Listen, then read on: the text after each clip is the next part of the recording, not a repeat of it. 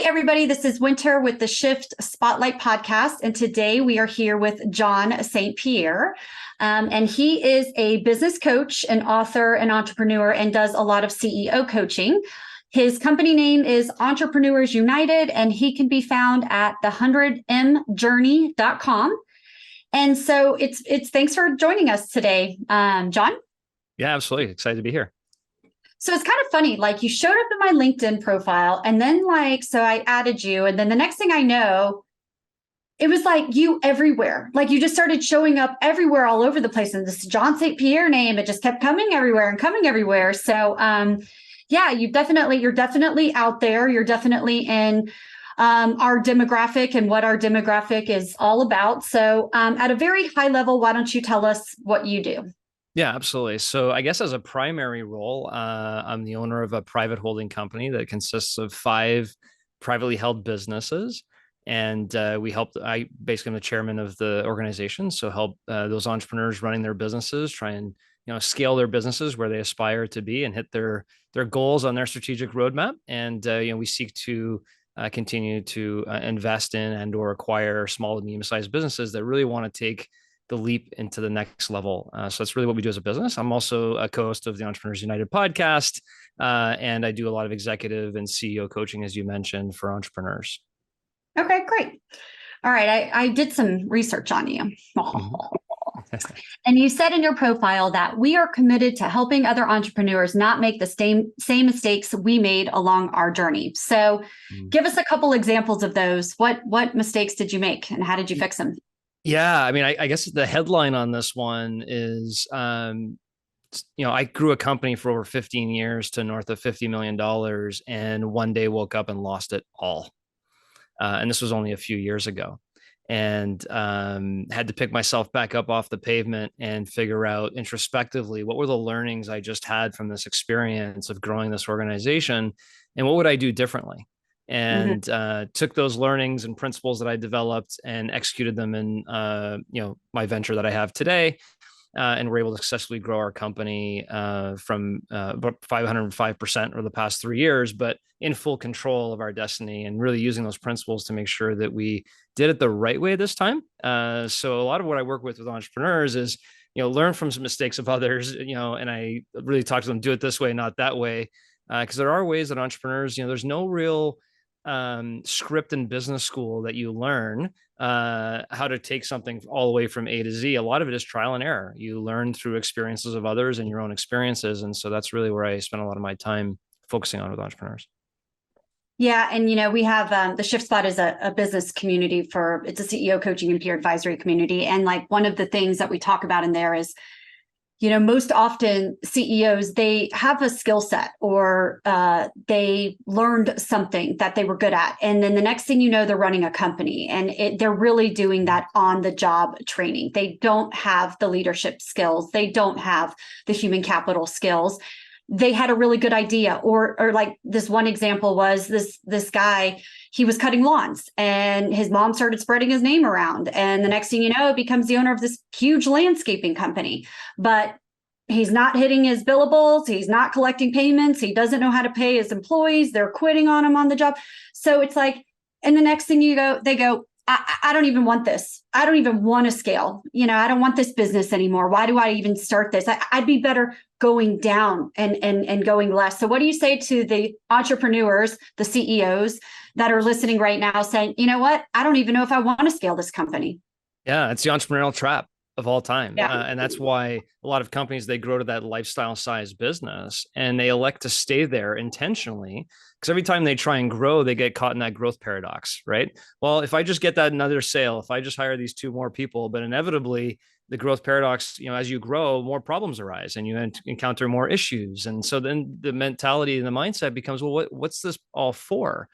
And if you're in a lifestyle type business where you've now reached some level of comfort, where you're paying yourself decent income, the question is, well, how much do I need more? And why am I causing a lot of stress and pain for me to kind of go through this business? So, what I look at is, businesses that are in that lifestyle size business that try and grow to be a high performance business, where their business can really be a passive asset for them, takes a big investment and they got to go over that messy middle phase And that messy middle phase is the most dangerous phase of all. I like to say, you're either going to conquer the messy middle phase or you could fall off the cliff. And that's what happened to me, unfortunately, as I tried to grow my business a little too fast, a little too aggressively without the learnings of the past.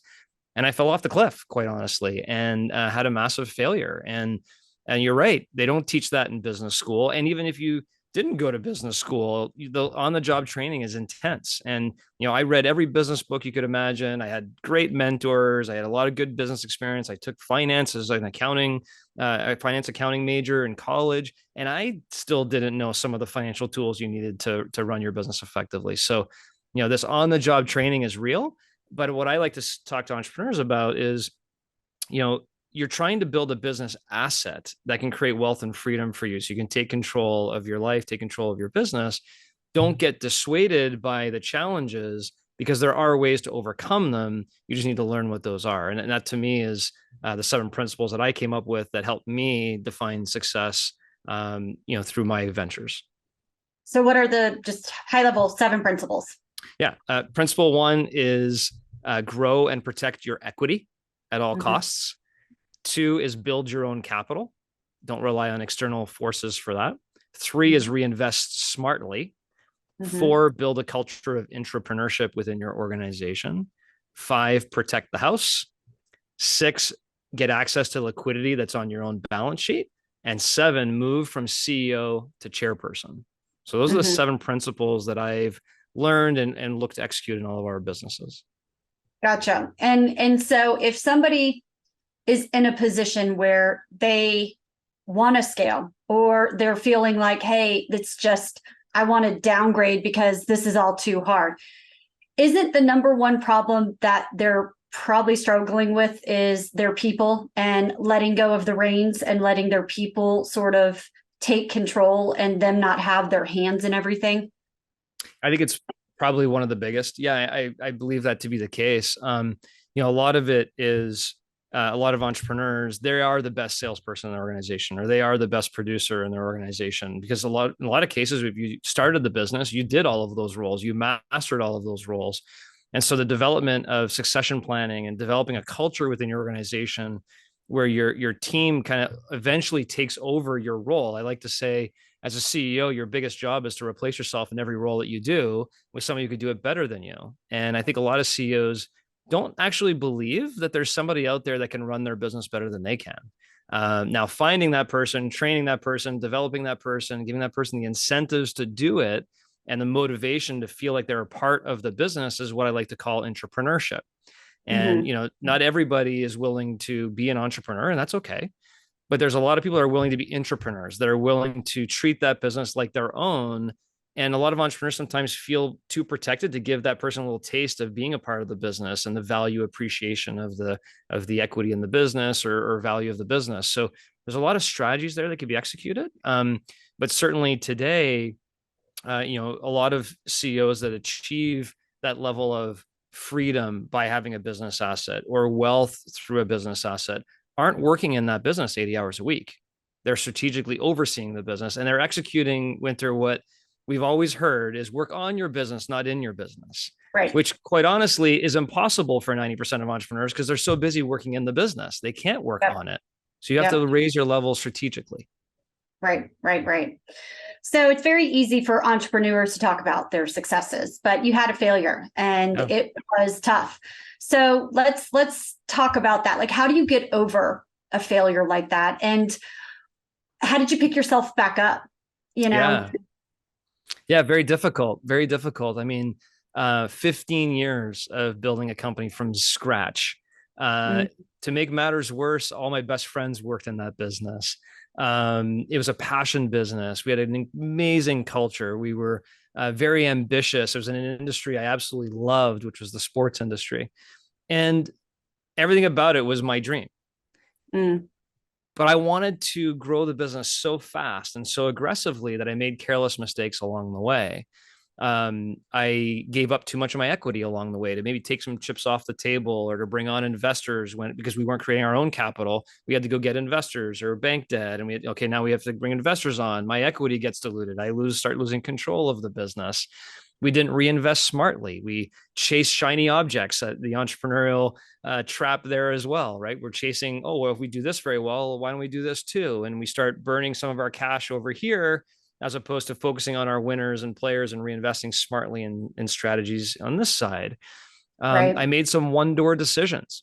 Irreversible one-door decisions are the most dangerous things for entrepreneurs, because once you make that decision, you just can't get it back.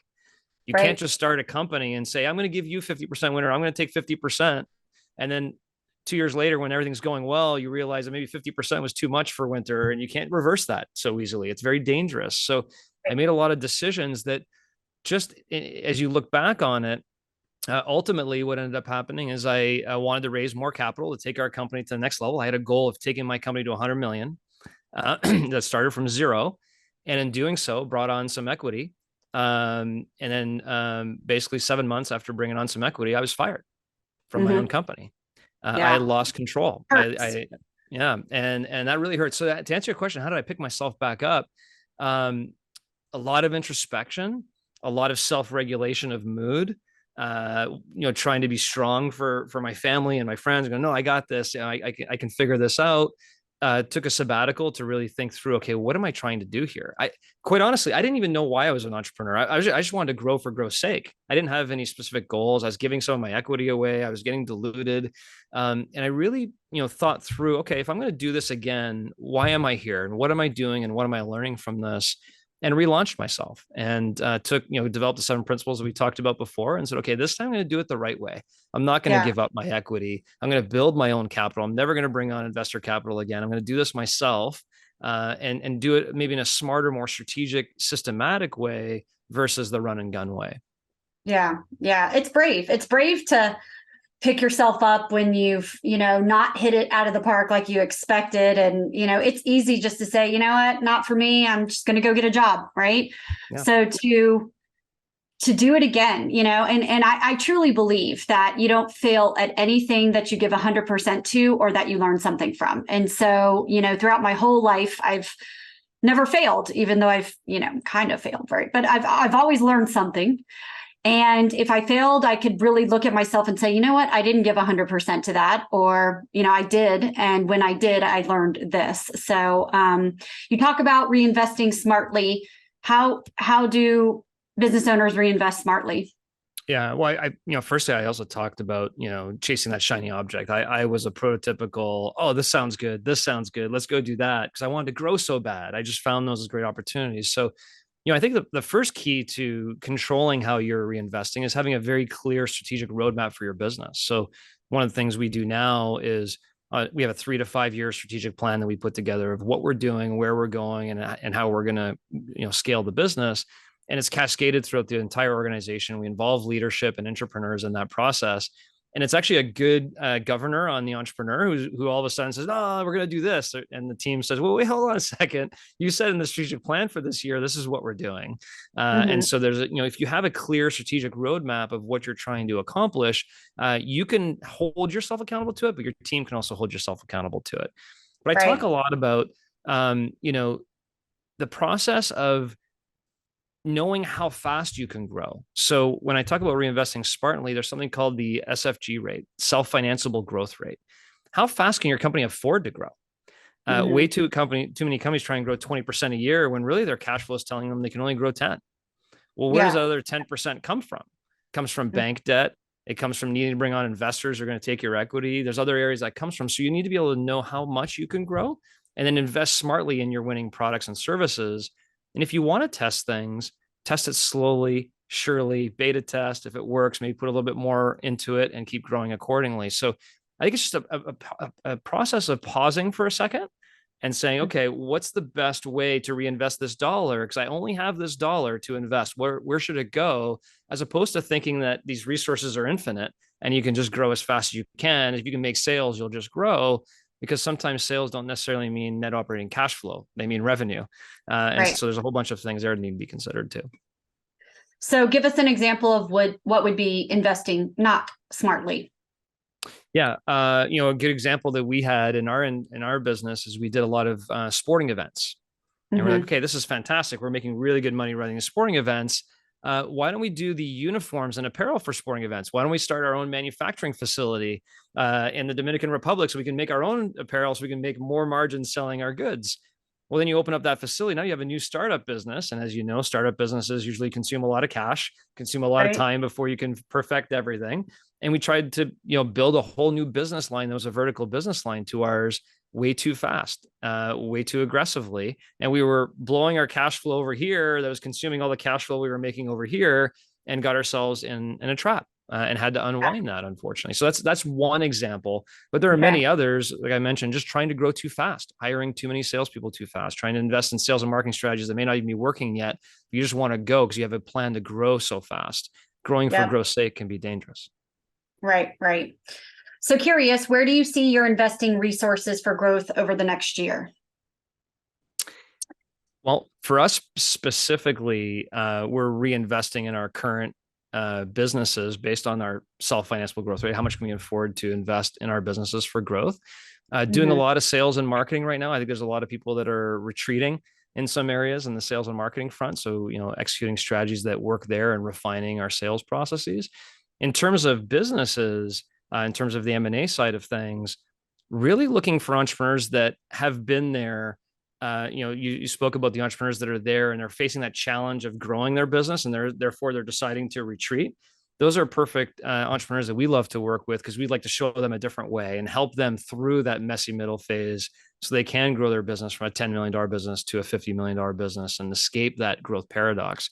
So we're working with a lot of companies in that area right now. Gotcha. We help people in like the 6 areas that business owners struggle in, right? The people, the finance, the marketing, et cetera, et cetera. And, we had our marketing expert about a month ago on, and he talked about when it comes to your sales and marketing, when all of your competitors are retreating, like right now, there's a ton of people retreating in their marketing efforts. He's like, that's when you double down. That's when you double down because people need to see you consistently show up. And he's like, I don't care what you do. You can, send 10 emails a day, every single day. And if you do it consistently, it's going to turn into something. It's when you, hey, everybody's doing it, let's go all in, or hey, everybody's not doing it, I'm going to back off. When your company is starting to feel that pinch, that's when you need to market. That's when you need to, invest. And so it was a great reminder because I think, since COVID, I think all businesses are, it's this push pull. And a lot of times we just don't know what the right thing is to do in this new work world and what's happening with all of these changes. And it literally, I kid, but I'm like, it feels like menopause because you just like, you're all over the place, right? And you just don't know what to expect. And I just think that, in this day and age, consistency is going to be the key. And for the CEO or the business owner, they really need to stick to a consistent plan. Yeah. Yeah. 100%. I had, as an entrepreneur, through 2001 or 2000.com crash, the 2008 recession, 2012 was rough as well. You have the COVID pandemic, right? There's all these different, economic events, pandemics, situations that occur.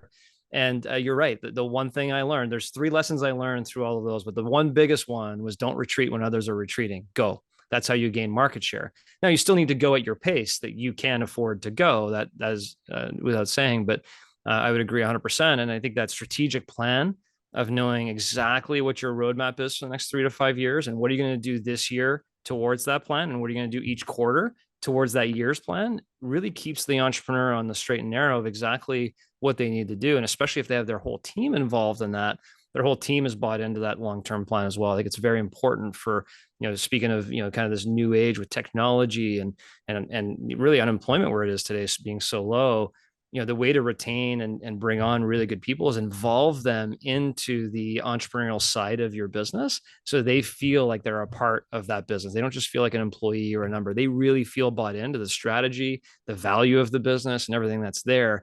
That's really how you retain your people and get them to drive hard. Yeah. Yeah. The always going against the grain was one of my specialties. I always went against the grain. And I remember I jumped into real estate in 2008 when everybody was jumping out.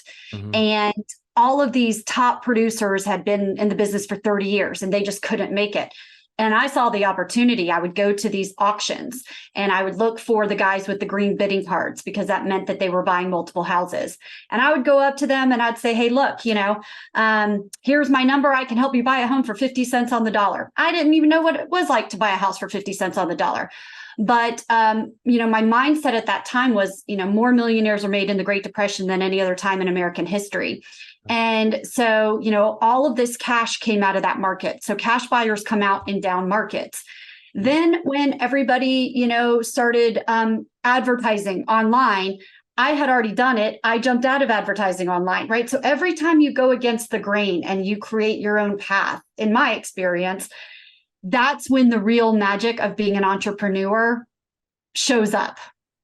Yeah, absolutely. And I'll go back to a question you asked me earlier. Like, what would you say to an entrepreneur who's, keeps bumping up against that growth paradox and that messy middle? And they're like, you know what, I'm just going to retreat and bring my business back down to comfort lifestyle type business. Well, that's what a lot of entrepreneurs do. And that's the reason why you shouldn't do it. Because on the other side of that rainbow, if you can build your business to become a high performance business asset where you don't have to work there every day, you don't have to be the chef, cook, and bottle washer of your business, but it generates incredible annuity for you and your family and incredible wealth and freedom for you and your family. That's the reason why you do it. That's the reason why, you should want to be an entrepreneur in the first place, is to achieve that result that you ultimately wanted to achieve when you became an entrepreneur. So what crushes me is a lot of people have ambitions of what they want to build as an entrepreneur, what they want to create for their family or whatever their life personal goals are, but they abandon them when they encounter this turbulence.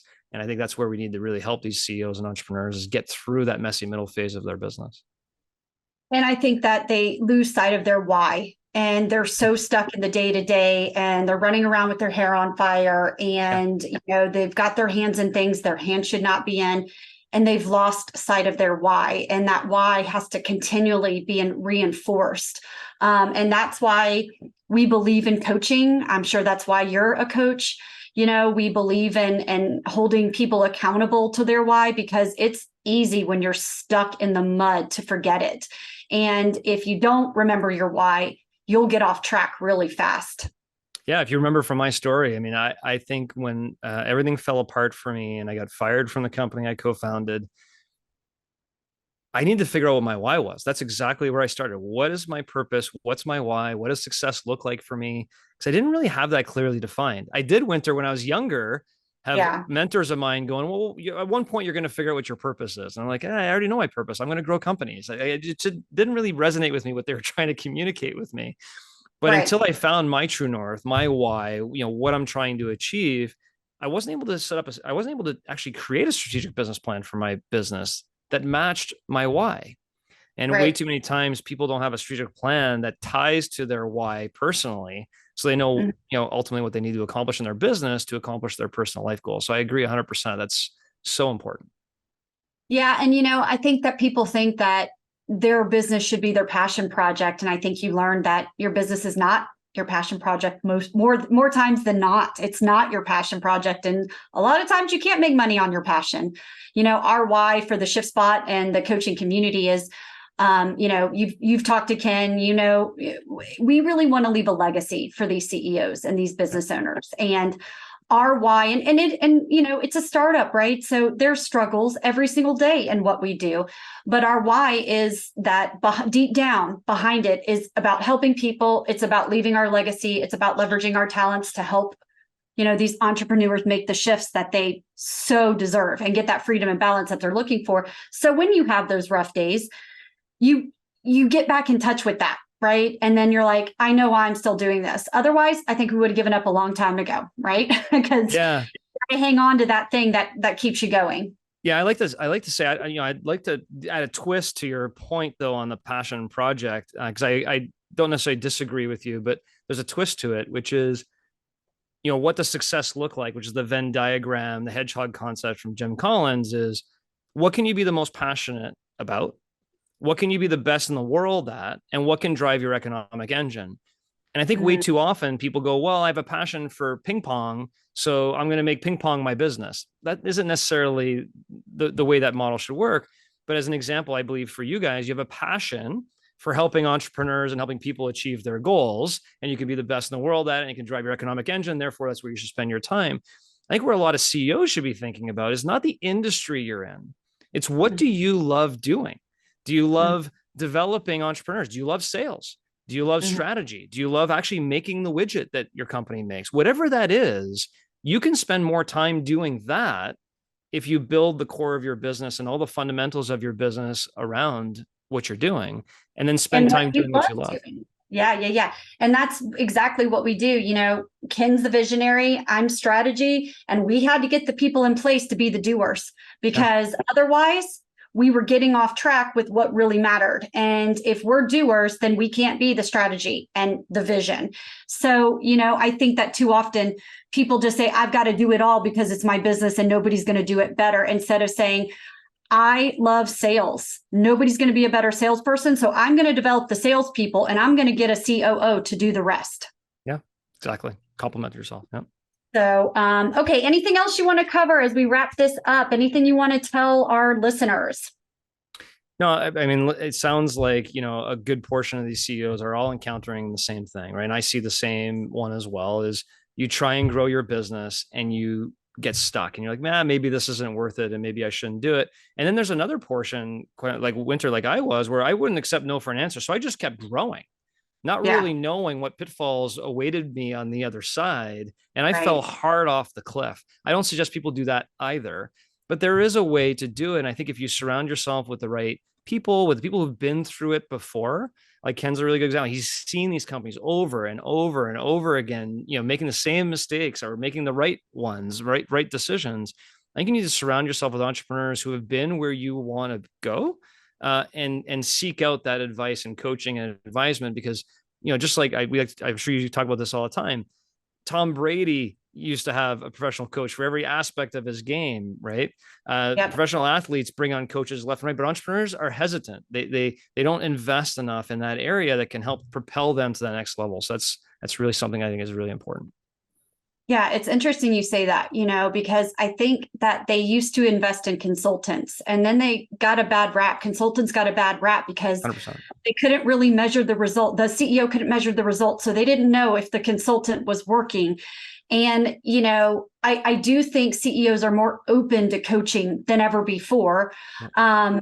And I still have a coach, right? I have coaches for all different types of things. I had coaches when I was out dating, right? Because I believe in self-help and growth and development, and I know I don't have all of the answers. And so I think coaching and consulting still needs to be a consideration and a budget line item for the CEOs to really get to the place that they want to go. They can't do it alone. And that's the problem with CEOs, is they're always trying to do everything by themselves. Yeah, I couldn't agree with you more. So thank you so much for being on here. If people wanted to get a hold of you, what would be the best way for them to do that? Yeah, you could. I'm currently launching a book right now in the fall called The $100 Million Journey: My Path to Creating Two Companies to Try and Grow Them to 100 million. How I failed and succeeded, and the 7 principles that we talked about earlier. So they can go to 100mjourney.com to learn more about that and get more information for when that book's going to be ready to go, or on a social handle at John St. Pierre 100 is my handle. So they can find me on any of those, and would love to connect with any entrepreneur that's out there. And we will make sure to tag you as well. So thanks so much for being here. We really appreciate it. Awesome. Thank you. Thanks.